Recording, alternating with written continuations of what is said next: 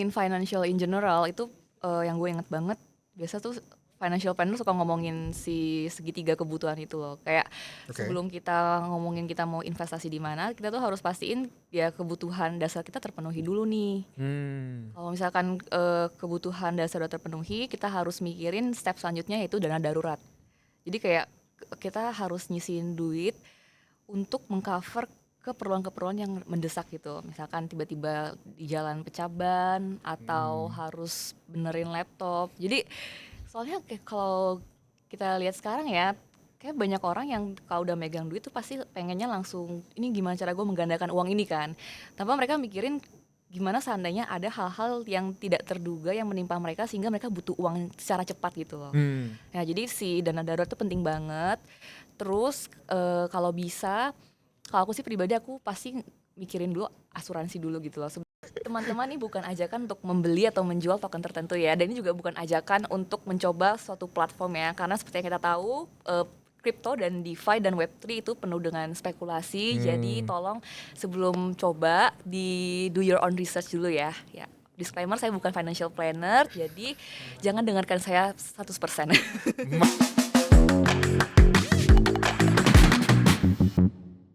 Hai guys, welcome back to Popin, podcast Pintu. Dan hari ini kita ada another special guest, yaitu Kak Brenda. Wih, Kak ya. Content creator, financial content creator, salah satunya di crypto juga. Personally big fan, suka banget sama gambar-gambarnya waktu itu ngejelasin tentang DeFi. Kayak, wih, kok kenapa gue gak bisa ngejelasin DeFi kayak si Brenda ini gitu. Itu zaman-zaman TikTok ya? TikTok, Instagram Reels lah ya. Gitu. Iya, seru banget itu dulu. But anyway, hari ini kita ngobrol-ngobrol tentang crypto, tentang fundamentals, tentang updates. But first of all, mau kenalan dulu dong sama audience. Udah sejak kapan sih jadi content creator dan awal mulanya bisa masuk ke crypto atau mengenal crypto itu kayak gimana sih? Pertama kali jadi financial content creator full time tuh pas 2020 sih. Itu pas pandemi ya. Jadi sebelumnya tuh gue tuh kerja di kantoran di building material besi baja company gitulah. Gitu. Terus waktu itu kan COVID ya. Kalau gak salah inget tuh waktu itu kayak banyak project yang agak stuck gitu karena COVID. Terus gue jadi merasa kurang tertantang ya di kantor ini. Terus gue mutusin buat resign dan jadi full time content creator.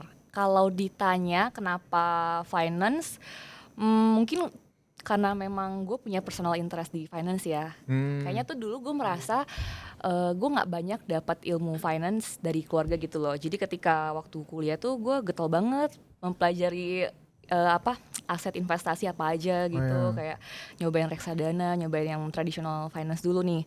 Terus sempat ngambil sertifikasi juga sih, kayak belajar CFA yang sampai sekarang gue juga bingung itu buat apa ilmunya udah gue ambil gitu kan. Jadi terus dari yang tadinya personal finance, terus investasi di traditional finance, terus mulailah kepincut sama dunia kripto. Itu di 2021 awal. Oke. Sebenarnya tuh pertama kali tahu Bitcoin tuh udah dari 2017. Oke. Tapi seperti normis pada umumnya ya, kita taunya agak di late cycle ya. Jadi bukannya untung malah buntung waktu itu. Oh, jadi udah pertama kali beli Bitcoin waktu itu 2017. 2017 akhir ya kalau nggak salah ya, kayak lagi tinggi-tingginya. Terus habis itu Desember, Januari gitu lah ya. Iya. Nah, terus kayak ya udahlah, waktu itu kayak gak gua cari tahu juga itu apa sebenarnya. Oh gitu, masih nggak tahu apa-apa gitu. Bener-bener kayak beli karena orang-orang pada ngomongin aja waktu itu. Terus pas jadi content creator itu kan benar-benar nganggur ya, maksudnya lebih punya banyak waktu buat eksplor sana sini. Ternyata kripto tuh kayak begini, ternyata luas banget bidangnya. Tapi dulu kalau dipikir-pikir gue dulu agak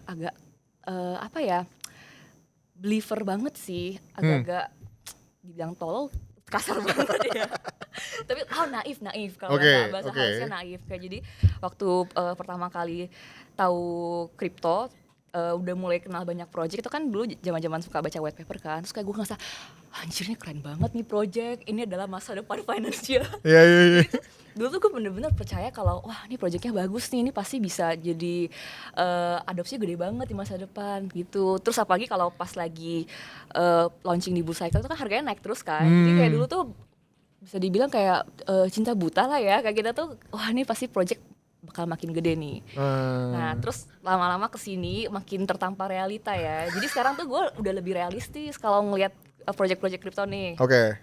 Jadi ya memang a long journey sih kripto sih. Oh gitu ya. Jadi naik turun. Iya. Dan jadi dulu kata kuncinya dulu lebih percaya, dan waktu itu mungkin lagi easy money mood gitu kali ya, waktu bull cycle yang lalu berarti kan. Iya, 2021 tapi bukan ya. cuma ngomongin harganya ya. Kan maksudnya gue dulu tuh pas gue pertama kali nyobain platformnya, kayak nyobain DeFi, gue ngerasa ih keren banget. Kayak pas gue pakai Axie dulu gitu. Oh ternyata P2P lending tuh bisa loh, kita bisa setransparan itu, kita Betul. bisa ngelihatin yang minjem duit kita siapa. Terus kita tuh kalau misalkan seandainya amit-amit si jaminannya turun tuh kita nggak bakal kena scam gitu loh, kita nggak bakal hilang, tapi kita bisa dapat pembayarannya dari jaminan si peminjam itu kan beda banget ya sama di P2P lending di traditional world ya. Dan gue tuh pernah kena di P2P lending. Jadi maksudnya gue gagal bayar gitu, jadi ya just gone uangnya gitu. Jadi ketika gue bandingin sama P2P lending di crypto, gue tuh kayak senang, ternyata enak loh pakai blockchain, bisa terdecentralize gitu. Gue jadi lebih bisa mempercayai si protokol itu karena semuanya emang on the chain kan, gue bisa nge-track gitu. I see. Tapi ya itu ya, kayak ternyata teknologi yang bagus itu nggak selalu terefleksi sama kenaikan harga kriptonya gitu. Nah, itu sih kayak hal yang paling gue menurut gue yang paling penting sih di kripto. Kayak lu bisa suka sama teknologinya, lu bisa kagum, tapi jangan terlalu naif sama kenaikan harga tokennya. Jadi menurut lu ada dua aspek yang harus dipertimbangkan, yaitu kalau kita ngomongin fundamentals ya fundamentals, kalau ngomongin harga token itu agak beda dan kadang-kadang bisa terkorelasi, kadang-kadang bisa nggak terkorelasi gitu ya. I see. Nah maybe kalau mau get deeper, kalau sebenarnya waktu kan kita semua nggak tahu ya teman-teman di sini udah kayak gimana journey-nya, tapi biasanya kan ya masuk karena kita berspekulasi, kemudian kita mulai research gitu kan, terus kita jatuh cinta sama teknologinya, kita kayak mengandai-ngandai kayak wow masa depannya bisa indah nih gitu kan. Tapi terus habis itu ada dinamika harga juga gitu kan, kalau harganya naik ya jadi orang pada bullish, kalau harga turun orang jadi pada bearish gitu kan. Kalau mengesampingkan token price kan, ngomongin kayak naik turun atau cuan atau enggak, sebenarnya sisi teknologi lu menggemari atau kayak jatuh cintanya ke sektor yang mana? Kan banyak nih kita kategorinya atau potensinya, ada RWA lah, ada DeFi lah. Dari lu sendiri sebenarnya kayak dari sisi teknologinya aja nih, sebenarnya sukanya di sektor-sektor yang mana, kategori yang mana? Gue suka semua lagi. Coba. 3 top 3. Kurang pintar. Kurang pinter.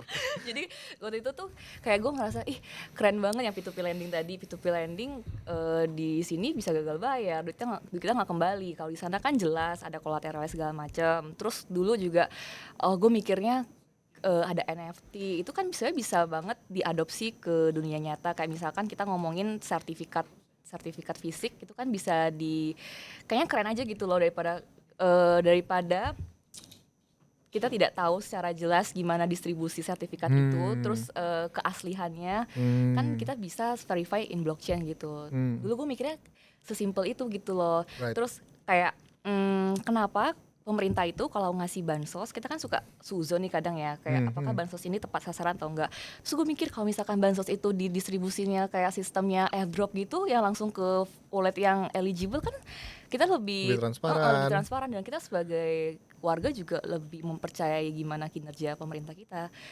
Itu sih yang gue pikirin. Tapi kan gue juga nggak tahu ya apakah di dunia nyata memang prakteknya sesusah itu kah sampai nggak bisa terwujud atau gimana. Jadi gue sebenarnya gue suka banget sama konsepnya, tapi gue juga di satu sisi gue kan berarti dari 2021 ya sampai sekarang 4 tahunan ya, gue tuh bisa dibilang 4 tahunan gue lumayan intens mantengin dunia blockchain dan crypto.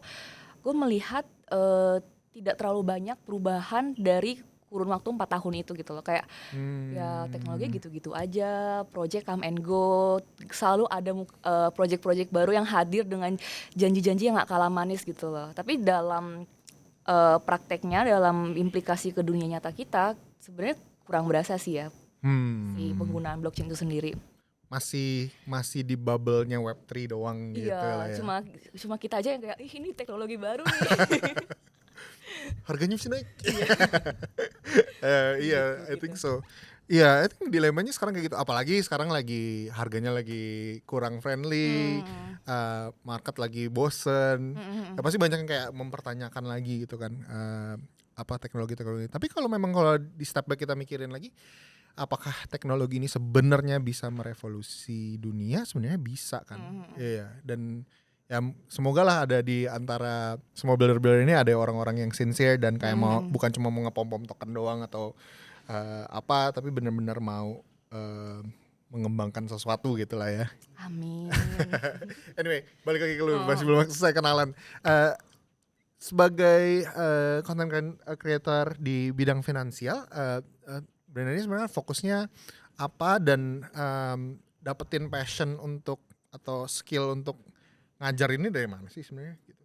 maksudnya tadi apa? Fokusnya di mana? Fokus di Em, instrumen atau Ya di instrumen atau lagi ngemantengin apa nih gitu sekarang dan bisa dapat skill atau kayak ngajar bisa ngejelasin dengan baik itu dari mana gitu asal usulnya? Ada background ngajar kah atau apa gitu?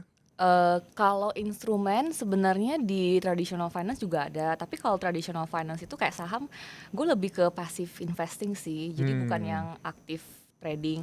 Nah sebenarnya di kripto gue juga nggak aktif-aktif gimana, apalagi kondisi market kayak gini kan. Cuma di kripto tuh lebih banyak yang bisa kita explore gitu loh, nggak Hmm. cuma trading spot, nggak cuma futures, tapi kita bisa ngulik si Web3 sendiri buat dapetin peluang-peluang keuntungan lainnya gitu. Hmm. Dan kalau ditanya ngajar sebenarnya nggak pernah punya background ngajar ya. Cuma mungkin kan gue suka belajar nih. Pas gue explore si Web3, gue tuh kayak kayak gitu kayak orang jatuh cinta mula-mula gitu. Jadi gue waktu itu gue ngerasa gue pengen share nih ke orang nih ternyata ada loh yang teknologi kayak gini gitu loh. Dan waktu itu gue ingat waktu itu gue pas share tuh masih jarang banget yang ngebahasin soal Iya. Web3. Jadi gue pikir nih jarang yang bahas ya udah gue bahas. Nah kalau sekarang Ah, tuh udah makin banyak konten creator yang keren-keren lah yang ngebahasin. pasti. Oke, tapi kalau kayak misalnya lagi ngulik DeFi gitu kan, ngajarin tentang bridging waktu itu atau kayak ada airdrop gitu kan, itu kan selalu ada konsep dan kayak lumayan visual kan, lu berarti kan kayak nggambarin sesuatu, kayak itu menarik banget lah gitu, kayak dan alur ceritanya itu jelas gitu. Apa lu memang suka gambar? Itu konsepnya original atau ada lu kayak research dari tempat lain atau gimana sih biasa prosesnya? Ini aja sih, sharing aja. Kalau pertama pasti based on experience ya, karena kan misalnya Hmm. gue juga cobain platformnya sendiri kan, jadi gue Hmm. bisa berusaha ngejelasin kembali apa pengalaman gue secara visual. Terus eh kayaknya pasti ada lah gue buka-buka si white paper mereka buat buat cari lebih jelas lagi. Terus kadang gue juga suka nontonin konten-konten orang di YouTube gitu biar lebih jelas. Hmm. Ngomongin tentang financial education, Mm. em, kalau ditanya ada gak sih tips atau dasar-dasar untuk orang yang baru mau masuk ke instrumen-instrumen investasi itu harus bisa ngerti dan gimana cara mereka mengelola keuangan mereka, ada gak tips-tips dasarnya? Ini ngomongin crypto or general? General dulu abis baru ke kripto kali ya. Oke, kalau ngomongin financial in general itu yang gue inget banget biasa tuh financial planner suka ngomongin si segitiga kebutuhan itu loh. Kayak Oke. sebelum kita ngomongin kita mau investasi di mana, kita tuh harus pastiin ya kebutuhan dasar kita terpenuhi dulu nih. Hmm. Kalau misalkan kebutuhan dasar udah terpenuhi, kita harus mikirin step selanjutnya yaitu dana darurat. Jadi kayak kita harus nyisihin duit untuk mengcover keperluan-keperluan yang mendesak gitu. Misalkan tiba-tiba di jalan pecah ban atau harus benerin laptop. Jadi soalnya kayak kalau kita lihat sekarang ya, kayak banyak orang yang kalau udah megang duit tuh pasti pengennya langsung ini gimana cara gue menggandakan uang ini kan. Tanpa mereka mikirin gimana seandainya ada hal-hal yang tidak terduga yang menimpa mereka sehingga mereka butuh uang secara cepat gitu loh. Hmm. Nah, jadi si dana darurat itu penting banget. Terus kalau bisa, kalau aku sih pribadi aku pasti mikirin dulu asuransi dulu gitu loh sebelum next ke investasi kayak minimal punya BPJS dulu lah. Kalau itu udah tercover, baru mikirin kira-kira gue harus investasi mulai dari mana. Nah ini kan pilihan investasi banyak banget nih dan kayak nggak semua orang cocok gitu loh. Kayak kita ngomongin kripto ke orang yang lebih tua mungkin mereka kayak ini apaan sih sebenarnya gitu. Jadi sebenarnya sesuaiin aja sama preferensi dan pengetahuan kalian. Kalau misalkan kalian ternyata tidak bisa dengan kripto yang sangat volatile, yang sangat spekulatif, ya udah di instrumen yang lebih aman aja, misalkan obligasi negara gitu atau emas gitu yang udah track recordnya lebih panjang terbukti. Tapi kalau kalian merasa kalian punya banyak waktu buat mempelajari si ekosistem yang baru ini dan kalian merasa kalau kalian tuh punya profil resiko yang lumayan agresif, kalian bisa explore di instrumen-instrumen yang lebih agresif kayak kripto. Tapi sebenarnya kripto tuh walaupun sekarang udah lebih realistis ya, tapi gue tetap merasa kripto itu adalah ekosistem yang paling banyak peluangnya.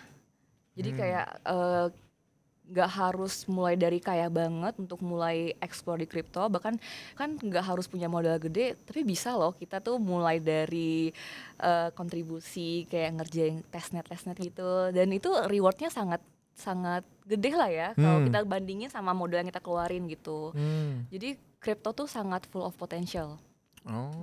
Walaupun sekarang udah lebih realistis, tapi tetap masih suka sekali dengan ekosistem kripto. I see.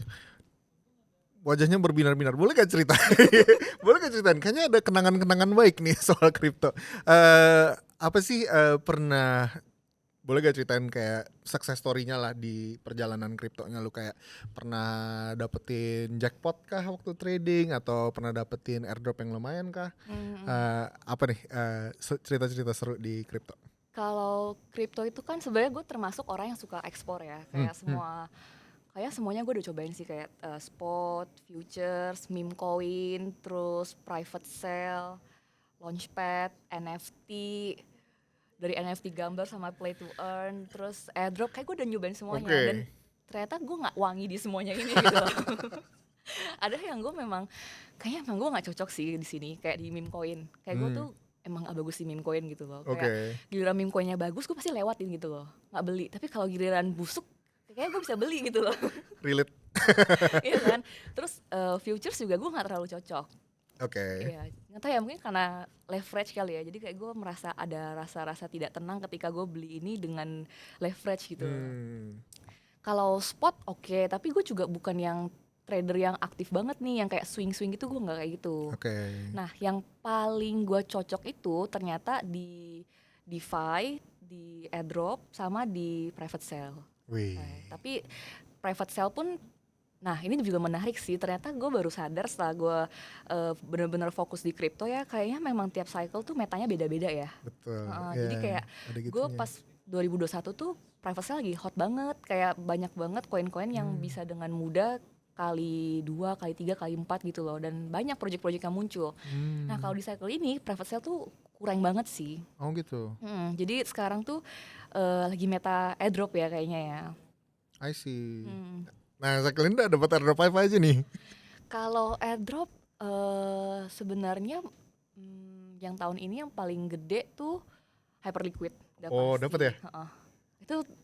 Itu unbelievable sih. Oh iya? Iya. Jadi si Hyperliquid itu tuh modalnya kayaknya gue cuma bayar gas fee sih. Itu kayak trading fee kali. Iya, trading fee. Jadi waktu itu cuma beli jual spot gitu. Tapi itu juga gue nggak seriusin. Tapi pas gue nerima nominalnya, anjir gede banget. Oh ya? Oh jadi lu bukan kayak farming kayak sering gitu? Gue farming, maksudnya gue tuh punya list project-project yang menurut gue cukup potensial untuk gue farming gitu. Tapi gue tidak pernah meng-all in kan dalam satu project gitu loh. Kayak ya udah gue moderat aja gitu, kayak naruh. Terus gue ada yang gue tinggal, ada yang gue aktif kayak si Hyperliquid kan, berarti gue harus beli sesuatu, terus gue jual lagi, gue beli lagi, jual lagi. Naikin kayak volume. Gue naikin volume lah, gue pakai platformnya. Nah itu tuh dari banyaknya airdrop yang gue farming, nggak semuanya bagus. Right. Ya ada juga yang gue boncos tahu malahan. Oh iya, pernah sih. Iya kayak boncosnya tuh apalagi kalau kita beli poin. Oh iya. Kayak kita berapa berharap dapat sebut merek boleh nggak? Boleh kalau Web3 Belum boleh. disclaimer loh dari tadi. Nanti ada disclaimer, tenang Ada aja. disclaimer ya. Boleh silakan Ini, ya disclaimer. Ini teman-teman ini bukan ajakan untuk membeli atau menjual token tertentu ya, dan ini juga bukan ajakan untuk mencoba suatu platform ya, karena seperti yang kita tahu kripto dan DeFi dan Web3 itu penuh dengan spekulasi. Jadi tolong sebelum coba do your own research dulu ya. Ya. Disclaimer, saya bukan financial planner, jadi jangan dengarkan saya 100%. Mantap. Terima kasih. Dengerin guys. Iya, jadi dulu sempat nyobain yang beli poin. Jadi harapannya biar dapat si poin terus dapat airdrop gede. Iya, apa tuh namanya? Gue juga pernah cobain tuh. Pendel ya. Oh, Pendel. Oke, ya. Ya, tapi nggak semuanya oke sih. Jadi kayaknya memang harus banyak yang dipertimbangkan sih. Ya agak teknis ya kalau kita ngomongin di sini. Oke. Jadi tapi airdrop salah satu yang wangi dan Hyperliquid salah satu yang paling besar. Tapi ada juga yang mencoba untuk beli poin dan lain-lain tapi akhirnya boncos juga gitu. Iya. Selain Hyperliquid ada apa lagi? Apa ya airdrop yang lumayan ya? GK Sync. Enggak lagi. Scroll. Yang kayak nggak tahu deh. Yang pokoknya kalau yang airdropnya yang rame, maksudnya yang project-project yang udah terkenal gitu, gue malah dapatnya dikit. Ah iya sih. Duit jajan gitu lah ya. Iya jajan gitu lah yang nggak terlalu gimana-gimana. Tapi ada Igen itu lumayan, Igen Layer. Karena sempat pas awal-awal dia farming itu karena jadi early depositor jadi lumayan. Ah sih. Nah coba mungkin teman-teman Pintu banyak yang dapat airdrop yang heboh-heboh bisa share di komen. Dapat apa aja nih? Kayaknya saya kalau ini sebenarnya lumayan banyak ya airdrop dan I think banyak ada satu golongan atau komunitas kripto yang fokus ke airdrop tuh. Betul. Ya kan banyak banget tuh di Indo. Dan kayaknya ya mereka lumayan lah yang getol banget yang nyariin dan aktif banget tuh kayaknya lumayan lah. Kayak Beracin kemarin gue inget banget dulu nyobain testnetnya gak dapet apa-apa. Sama lagi. Bera itu juga dulu sempat nyobain testnetnya terus kayaknya karena udah agak lama ya dia maksudnya itu hype-nya dari awal banget. Lama banget kayak udah jadi malas duluan. Udah jadi live, udah jadi mainnya terus kayak jadi nggak naruh duit ya betul. Cuma pernah testnet doang. Iya gitu. Dan nggak dapet. Iya nggak dapet. Sama lagi kita. Gimana dong? Kalau kayak beli token on chain gitu pernah ada yang wangi nggak? Pernah ada yang cuan nggak? Kayaknya yang paling wangi banget tuh yang di cycle sebelumnya sih kan kayak itu private sale gitu kan. Private sale, Jadi benar-benar kalau beli tuh bisa besok dengan gampang kali berapa gitu loh. Wih, panen ya? Panen dulu. Wah sekarang sih jangan harap deh. Jadi menurut lu cycle lalu sama cycle sekarang apa bedanya dan gimana tuh dibandingin kalau buat lu perspektif lu? Kayaknya cycle tiap tahun ada aja meta yang baru nih. Kayak kemarin tuh kalau di cycle lalu itu tuh yang paling bersinar private sale, launchpad, terus NFT, play to earn. Gue inget banget tuh gue main lagi. Kayak dulu tuh farming si Step N. Tahu nggak sih? Oh iya. Gue nggak main kalau Step N, gue mainnya Axie. Oh iya itu Axie yang paling terkenal awalnya kan. Terus muncullah yang lain-lain, tapi nggak ada yang segede Axie sih hype-nya. Terus Step N juga lumayan terkenal. Iya, Step N gede. Di Solana itu ya dulu? Iya di Solana. Terus habis itu NFT udah nggak kedengaran lagi. Terus sekarang di cycle ini rame airdrop. Terus rame apa lagi? Oh AI, meme coin. Jadi kalau performance wise dari portfolio lebih bagus yang lalu apa bagus cycle ini? Karena dua-duanya kalau di cycle lalu gue menang di private sale, di cycle ini tuh gue menangnya di airdrop. Airdropnya nggak round trip nih kan? Enggak sih. Tapi maksud ada yang udah gue amanin, ada yang gue masih hold gitu loh. I see.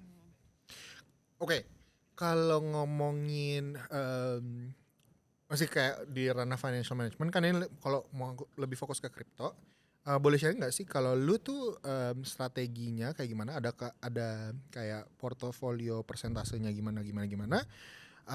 Atau tipenya yang kayak gimana sih kalau lu pribadi? Lalu ada rekomendasi gak buat teman-teman yang mungkin baru mau mulai berinvestasi di kripto itu yang kalau mau manage portofolio itu kayak gimana gitu? Sebenarnya gue cukup fleksibel ya, kayak gue tuh gak pernah yang sepanjang cycle ini holdnya begini gitu. sama terus gitu loh. Kayak dulu tuh gue sempet mikir, oh kalau meme coin itu nggak boleh 10% dari portfolio kripto kita. Nah tapi ketika kemarin sempet rame banget meme coin tuh, gue lewat 10%. Iya, Gitu karena ya? kan kayak mau nggak mau kita harus menyesuaikan dong sama kondisi Ngikutin market. meta, ya. Kalau misalkan sebenarnya gue nggak suka meme coin, tapi meme coin naik gitu, jadi mau nggak mau gue harus nyesuaiin. Tapi ya balik lagi ya kan, balik ke resiko masing-masing. Meme coin tuh kalau sekali turun kan bisa turun banyak banget tuh. Jadi lu harus apa namanya, tegas sama diri sendiri gitu loh. Kalau misalkan minus, lu harus tahan sampai minus berapa sampai lu harus cut loss minus itu gitu. Jadi kalau ditanya sebenarnya berapa persentase alokasi yang ideal, kayaknya nggak ada yang bisa 100% sama ya. Dan gue yakin orang-orang yang kiblatnya ke meme coin juga pasti merasa ngapain meme coinnya dikit, orang ini paling best performance kok pada masa itu gitu. Jadi kalau kalian baru pertama kali into crypto ya realistis aja ya, maksudnya jangan jangan sampai portfolio kalian tuh lebih banyak di altcoin gitu loh, apalagi baru mulai terjun, baru mulai belajar, ya banyakin aja di aset-aset yang di kripto yang memang udah punya track record bagus gitu, udah ngelewatin cycle kayak si Bitcoin gitu. Dan menurut gua penting sih kayak ketika kita beli koin, kita tuh harus tahu ini tuh koinnya tuh bisa mau gua apain nih, mau gua hold doang, biarin dia mau naik turun berapa persen yang gua hold doang, atau sebenarnya nih koin bisa gua pakai buat farming lagi gitu loh di tempat lain gitu. I see. Misalkan ada orang yang suka megang ETH, ya walaupun ETH performance-nya nggak lebih bagus dari Bitcoin, tapi orang itu megang karena dia bisa pakai si Ethereum itu buat farming di protokol-protokol DeFi lainnya. Nah, jadi itu menurutku penting banget sih, kayak kita tuh tahu pilihan koin kita itu bisa kita apain lagi gitu loh, selain kita hold aja. I see. Kalau personally sekarang Brenda tuh tipe yang megang Bitcoin terus atau lebih ke 4-year cycle atau trading actively? For apa? 4-year cycle kayak 4-year cycle. kalau udah Oke, tahun ketiga ya jual gitu Bitcoin, yang terbeli lagi gitu. Masih ada Bitcoin, tapi porsinya tentu nggak sebanyak yang pas bull cycle. Misalnya pas peak-peaknya gitu ya. Kayak gue tuh belajar untuk rutin take profit, Oke. untuk mengamankan dulu ke stable minimal gitu. Karena seandainya ada ketidakpastian tuh kita jadi nggak terlalu panik gitu loh. Karena gue bisa ngebayangin sih orang-orang yang kalau all in di crypto terus dia ngelihat market yang tiap hari merah terus tuh pasti stres banget gitu. Jadi penting sih kayak it's okay kalau mau hold crypto jangka panjang, tapi pastiin itu nominal yang lu nyaman gitu loh nge-hold, walaupun apapun yang terjadi, mau dia naik turun, lu yakin lu mau nge-hold sampai batas waktu yang tertentu gitu. Nah, kalau gue itu selain Bitcoin, gue juga punya altcoin lainnya juga. Dan gue sekarang juga gue merasa punya stable coin juga posisi yang sangat nyaman sekarang ya. I see. Kalau ngomongin cycle ini, apalagi kita dalam konteks hari ini ya, setelah kita udah lihat kan waktu Trump menang naik gitu kan, sempat naik-naik lagi sebentar. Terus sekarang lagi lumayan lah minusnya, altcoin berdarah-darah, Bitcoin juga lumayan koreksinya lumayan dalam. Menurut Brenda sendiri, cycle ini kayak gimana? Apakah sudah berakhir atau masih kira-kira bakal naik lagi? Ada pendapat gak nih? Oke, sekarang sebenarnya gue sendiri masih punya kripto ya. Berarti sebenarnya gue tuh masih berharap ini masih berlanjut cycle-nya. Jadi gue sendiri merasa kayaknya masih bisa naik lagi. Cuma dalam jangka pendek memang kayaknya lagi bearish moment ya sekarang ya. Jadi gue juga bukan tipikal yang memaksakan, seandainya nih kalau seandainya cycle-nya nggak lanjut ya gue ya udah nggak apa-apa gitu loh. Gue maksudnya gue relain duit segitu buat gue hold long term gitu. I see. Dan gue rasa ini juga kita lebih baik wait and see sih. Kayak maksudnya kita ngeliat dulu kondisi makro gimana, arah market gimana, daripada kita maksain untuk percaya sama conviction kita.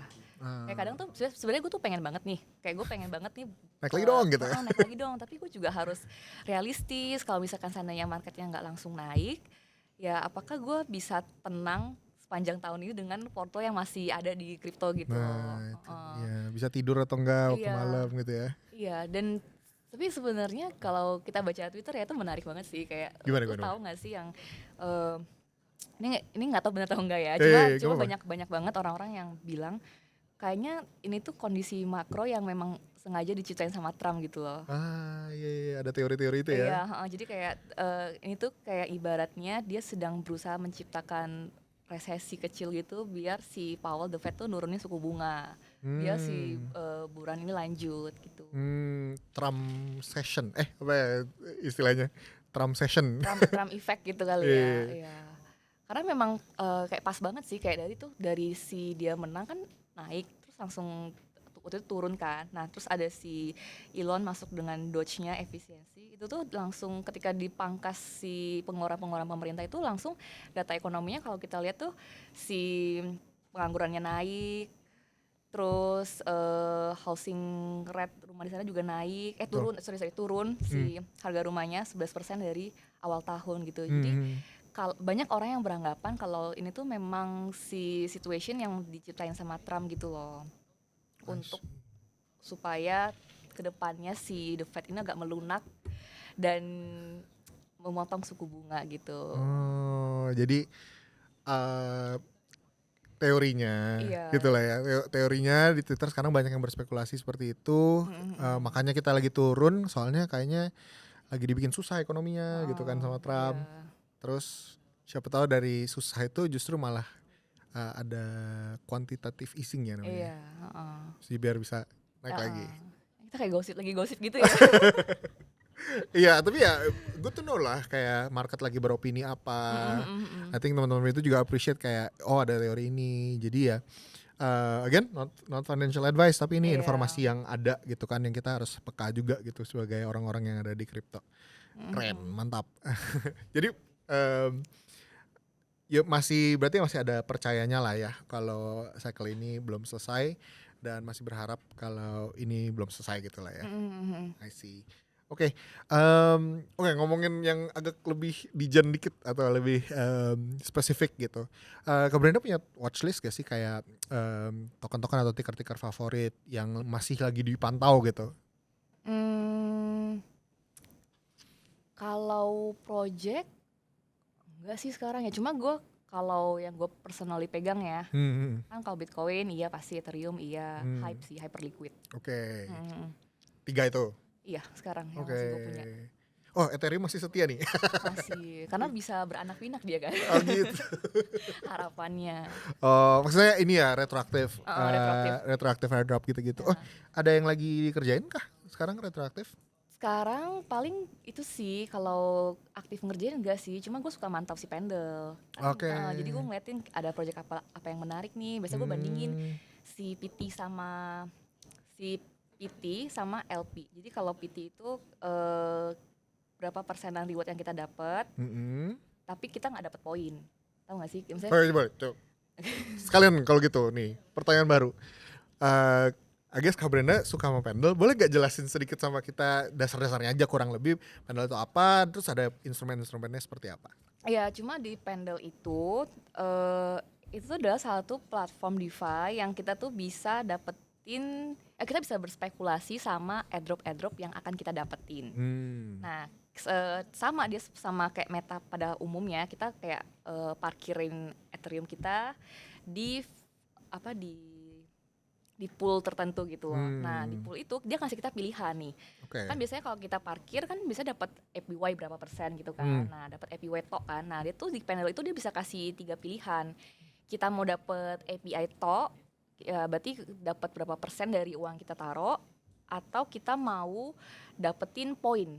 Hmm. Jadi kita nggak dapat APY sama sekali, tapi kita bakal dapat poin. Poin. Nah, poinnya itu tuh kita kan juga nggak tahu ya bakal Dapat bernilai berapa? berapa Iya. poinnya gitu. Nah, sama pilihan yang ketiga, kita bisa dapat APY sekaligus dapat poin gitu. Hmm. Jadi itu menarik sih sebenarnya buat orang speculate sama poin market saat itu. Kira-kira mereka mau farming di project mana yang mereka yakini gitu. Atau kalau mereka nggak suka speculate ya udah mereka pilih yang APY Yieldnya pasti aja. aja, ngincar yieldnya aja gitu.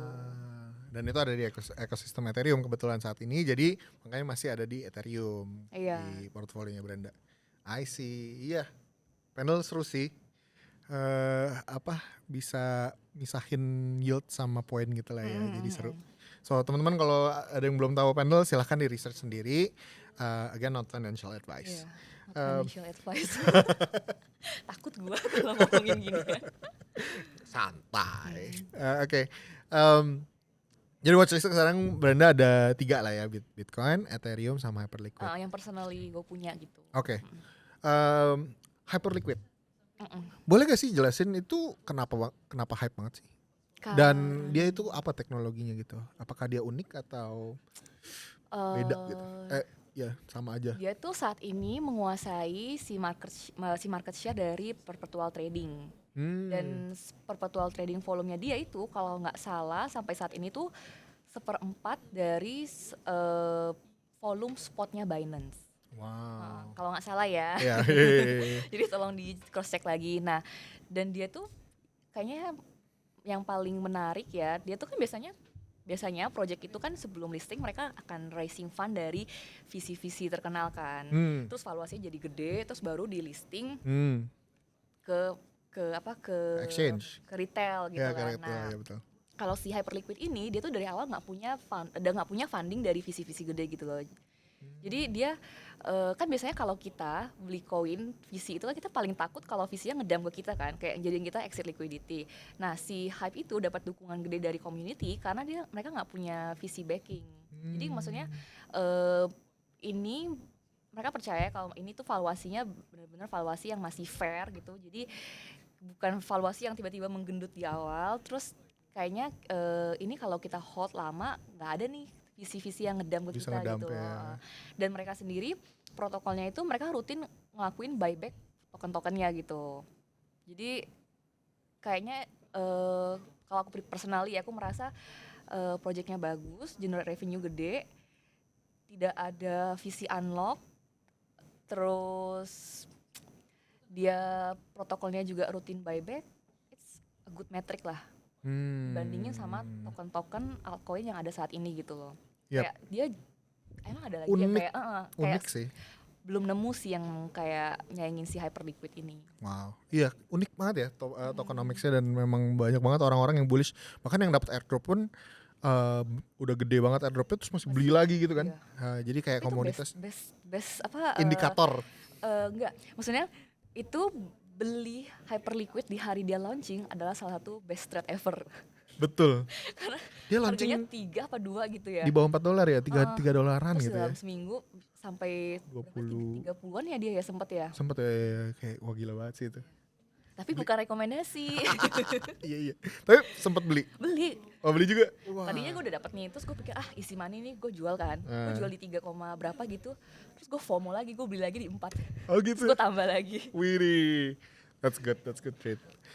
Jadi sekarang di Hyperliquid ngehold hype-nya doang atau ada staking juga atau ada trading juga? Staking juga iya, staking hype. Keren. Oke. Itu katanya ada spekulasi juga kayak bakal ada airdrop juga ya. Iya betul, season 2. Gitu. Itu lumayan sih, kayak berapa 30% lagi ya. Tokennya bakal didistribusi. Iya. Dan belum ada rumor belum ada omongan gitu lah ya dari timnya secara official gimana ada point system atau enggak. Ada hyper EVM juga ya sekarang. Tapi lu sendiri farming gak sih sebenarnya kalau airdrop kayak gitu? Giliran gue yang nanya nih. Jeng. Farming sempat. Kalau gue, tapi Hyperliquid gak dapet. Sedih banget. Gue actually pernah denger Hyperliquid tuh udah lumayan awal. Waktu itu masih Arbitrum tapi. Lu waktu itu di Arbitrum? Sampai sekarang Arbitrum. Oh bukan, maksudnya dia actually belum ada rencana bikin L1 waktu itu. Kayak mau jadi DEX aja di Arbitrum gitu. Kayak dulu gue waktu pertama kali baca white paper gitu. Terus kayak ya ini mah di YDX lain gitu, kayak apa bedanya gitu kan, nggak ada. Tapi dulu airdrop di YDX gede loh. Oh iya, nggak dapet juga.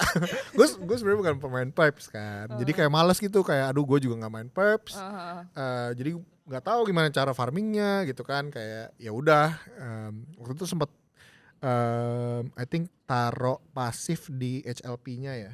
Jadi kalau gue lihat di dashboard gue ada poinnya. Oh ada. Ada poinnya, tapi gue kan nggak ngikutin Hyperliquid tuh. Ya nggak tahu harus ngeklik apapun itu, jadi nggak ngeklaim. Ya, tapi nggak gede, nggak kecil juga, kecil banget, kayak cuman berapa 50 apa poinnya atau berapa gitu. Tapi bukannya 1 poin itu lumayan gede kan? Bukannya 5, ya nggak tahu sih. 50 tuh langsung jadi 50 hype gitu kan? Bukan ya? Enggak. Ada multiplier lagi? Iya. Jangan gue nanti ya kasih tau gue multiplier berapa, ntar gue sedih. Iya ada tuh di dashboard gue belum diklaim, aduh ya gitulah. Tapi ya ada lah, gue dapet beberapa airdrop, Casing dapet, Scroll dapet, Jito, Eigen. Oh iya. Ya tapi ya oke lah, ya. oke lah. Lumayan ya. I think ya memang airdrops pretty good lah di cycle ya. Gitu. Ya gitulah. Balik nanya. Meme coin. Lu ada cerita share cerita-cerita, kita mengenang aja ya masa lalu pada masa jayanya gitu kan, kayak rada seru gitu. Ada cerita-cerita menarik gak waktu pengalaman meme coin antara ya di rak atau actually cuan lumayan besar gitu? Meme coin tuh seringnya di round trip sih. Kayak cuan gede nih, terus hilang aja di yang mana gitu loh. Jadi gue nggak suka deh, kayak gue ngerasa Enggak ada kenangan manis gitu? ada. Gue Apa-apa? lumayan cuan dari waktu AI agent tuh, Flower. Flower namanya. Flower. Nggak pernah dengar di Solana. Iya, Solana. Oke, itu actually cuan. Cuan. Nah, terus habis itu apalagi ya, Pipin, tau gak sih? Iya Pipin ya. Zaman-zaman itu gue lumayan aktif tuh, jam 3. Kalau ngomongin meme kan nyambung nih, kecuali yang Flower, gue nggak tahu tuh Flower. Iya. Pokoknya pas zaman-zaman AI agent tuh lumayan sering main meme coin di Solana. Nah, terus ada momennya juga dikena rakpul tuh. Oh ya. Dan kayak nggak cuma satu deh, lumayan banyak ya, antara dia tiba-tiba mencabut liquidity-nya rakpul, atau ya memang udah nggak, kayak pump and dump aja gitu loh. Betul, itu mah banyak banget lah ya. Kita Iya. semua meme coin trader pasti Capek nggak relate. sih? Iya. Kayak terus lama-lama gue Apalagi pikir, kalau ditinggal tidur, pernah tinggal tidur gak? pernah dong, kayak setelah gue pikir-pikir bodoh banget loh, kayak ngapain kita bangun jam 3 pagi begadang gitu kan, nge-scrollin Dextool gitu kan, ngeliatin ini meme coin apa nih, terus beli, kita tinggal tidur, besok langsung dirakpul gitu loh, langsung nol duitnya. Iya, kalau ingat-ingat tuh paling apa bahasanya PTSD tuh kan, paling trauma tuh kalau beli meme coin terus tidur tuh. Iya. Jarang banget yang besoknya tuh jadi kaya. Yang seringnya besoknya jadi nol gitu ya. Ya, itulah perlunya realistis ya, kayak nggak all in di satu instrumen. Betul. Karena sebenarnya kripto tuh menarik loh, walaupun setelah dipikir-pikir ya, gue tuh banyak melakukan kesalahan-kesalahan, salah beli ini, terus cobain protokol ini, terus protokolnya exploit, gue juga pernah tuh. Tapi sebenarnya kalau kita coba dalam resiko yang terukur, itu sebenarnya in general tetap ketutup lossnya sama profitnya gitu. Iya, Asalkan kita dalam resiko yang terukur ya, maksudnya gue nggak pernah meng-all in di satu instrumen, kayak gue nggak pernah gitu. Iya, jangan pernah ada itu. Nyicip nitip sendal gitu. Betul. Iya. Kalau cuan ya lumayan, kalau misalkan amit-amit di rakpul juga ya oke lah gitu. Jadi risk management penting banget sih. Kayak kalau dengerin cerita orang kayak, percaya banget sama satu koin sampai all in gitu kan. Waduh, itu nggak kebayang sih kalau misalkan tiba-tiba hancur koinnya, itu pasti dia trauma banget sih di kripto. Iya, kayak tips aja kali ya buat teman-teman, jangan pernah deh kayak gitu. Ingat kita masih harus pakai financial management yang kuat. Ini kripto udah high risk, terus kalau meme coin lebih ultra high risk. So make sure kita smart lah ya. Jangan sampai apalagi pakai uang panas. Iya. Waduh. Janganlah. Gitu. Sesuaikan sama resiko masing-masing ya. Betul. Dan kadang tuh nggak tahu ya, mungkin kan resiko masing-masing orang beda ya. Ada orang misalkan let's say content creator A, dia tuh memang hobinya di meme coin gitu loh. Jadi dia akan sering nge-share meme coin. Terus orang-orang akan ikutan dia beli tanpa tahu sebenarnya si content creator A ini tuh punya profil resiko yang udah bagus gitu loh. Maksudnya dia beli nggak dengan semua uangnya dia, mungkin cuma sepersekian persen doang loh. Sementara orang yang mengcopy ini dengan blindly menghabiskan portfolio mereka untuk ngikutin si content creator ini. Jadi diingat ya teman-teman, kalau profil resiko kita beda-beda. Jadi orang ini rugi, misalkan rugi 10 juta, mungkin cuma sepersekian, nggak nyampe 1% dari portfolio dia. Bisa jadi 10 juta itu adalah semua aset yang kita punya saat itu. Iya. Ya, itulah teman-teman. Again, kita di sini mau sharing juga tentang literasi finansial, tentang financial management. So itu salah satunya lah ya. Kita tahu kalau industri ini bisa banyak spekulasinya, mungkin ada success story-nya. Tapi again kita harus pakai financial management yang sound gitu. Jangan sampai kita pakai dana panas untuk all in di meme coin terus kayak bahkan ngutang gitu dengan bermimpi gitu untuk kayak jadi kayak mendadak gitu. Biasanya yang kayak gitu yang susah. Jadi mendingan kita again study the fundamentals, tahu dulu apa yang kita lakukan gitu. Jangan sampai ngambil resiko yang terlalu tinggi gitu. Iya. Oke. Kemarin pas heboh-heboh Trump ngikut gak? Ngikutin, maksudnya ngikutin dalam Nggak arti beli. iya itu gue telat. Jadi pas gue buka Twitter ya itu udah kayak udah pagi peak-peaknya dia tuh. Nah ini juga gue belajar sih di kripto untuk merelakan yang bukan jadi rezeki kita. Kadang kita tuh pas ngeliat koin yang lagi hot udah naik tinggi tuh kayak ngerasa ini kayak masih bisa naik lagi nih. Kayak kalau gue beli bisa kali ya kayak 20% lagi gue take profit gitu. Nah gue berusaha sih untuk tidak memaksakan keinginan. Jadi kalau misalkan ada koin yang gue suka tapi dia udah naik lumayan tinggi dan itu koinnya apalagi yang spekulatif kayak meme coin, ya udah gue relain aja, emang bukan rezeki gue gitu. Betul. FOMO itu rumus nomor 1 Iya. untuk that's true. Jadi Trump nggak dapat? Enggak. Oke. Melania juga gue liatin aja gitu. Oh gitu ya. Iya, sama persis. Gue juga kayak Trump cuman ini beneran atau enggak sih tapi gitu lu kayak. kaget gak pas tahu ada Trump meme coin itu? Kaget banget, itu kan berapa minggu sebelum inaugurasi kan? Tunggu, setelah dia menang, tapi beberapa minggu setelah sebelum dia inaugurasi kan, itu kayak wah gila banget sih itu. Jadi waktu launch itu lu nggak actually pas dia launch lu tahu gitu ya? Jadi sempat rada-rada lama. Hari itu iya, tapi kan lu tahu sendiri kalau di kripto tuh satu jam aja tuh udah naik berapa persen gitu loh. Jadi udah ketinggalan banget kita kalau sejam telat tahu berita gitu. Iya. Itu kan Sabtu. Ingat gak? Nggak ingat lagi harinya apa. Sabtu. Biasa ya kalau di Jan kan begadang terus bangunnya siang. Jadi banyak tuh di Jan nggak dapet tuh karena jam 8 itunya. Ini namanya rezeki dipatok ayam. Launchingnya jam 8. Gua yang biasanya memang sleep in kan kalau Sabtu ini, tapi kebetulan Sabtu itu lagi bangun tapi lagi nyetir. Jadi ya bukan rezeki lah, pokoknya nonton aja dari samping. Si Trump launch semuanya liquidity ke situ kan. Meme coin hancur semuanya lari ke Trump. Gua lagi megang meme coin ya, jadi double deh, udah nggak dapet. Yang lain juga turun. Ya begitulah meme coin. Anyway ya seru lah kalau di masa-masa jaya, masa-masa seru itu. Nggak bisa dibilang seru sih. Rugi juga. Oke. Kalau pertanyaan terakhir, sektor DeFi ada yang lagi seru gak? DeFi sebenarnya kalau kalian kan sekarang lagi masuk kayak bear market gitu ya. Mungkin ini juga belum permanen bear market, tapi kalau market lagi nggak kondusif kayak gini, sebenarnya DeFi bisa jadi salah satu strategi buat yield farming.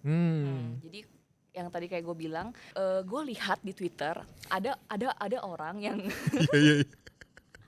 yang ngebuka Pendle, terus dia tuh di Pendle tuh ada section stablecoin gitu. Jadi bisa lihat kira-kira di stablecoin itu ada nggak sih yang yieldnya lumayan gitu. Jadi pakai stables terus dapetin yield gitu lah ya. Iya, tapi sekarang juga dicek banyak kan. Jadi nggak usah ke DEX, tapi kalau misalkan dicek juga udah ada fasilitasnya, bisa coba juga gitu. Dan sekarang si DeFi tuh kayak lagi digadang-gadangin sama Trump banget ya. Gimana tuh? Gue kayak belum terlalu denger tuh itu. Kayak yang terakhir gue dengar update-nya itu si Ethena.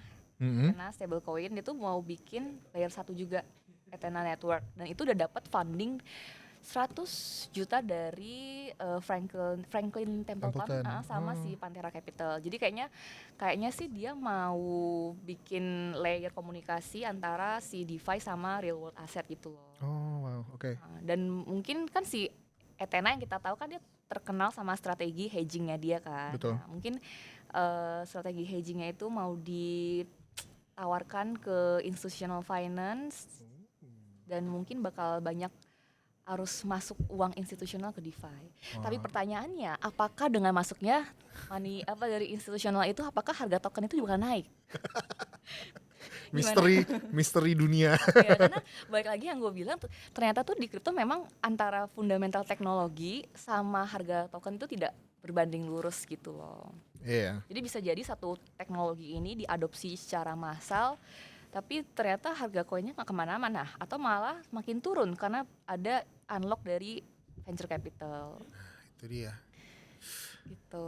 Mari kita berkumpul sama-sama sebagai retail untuk tidak tertipu-tipu lagi.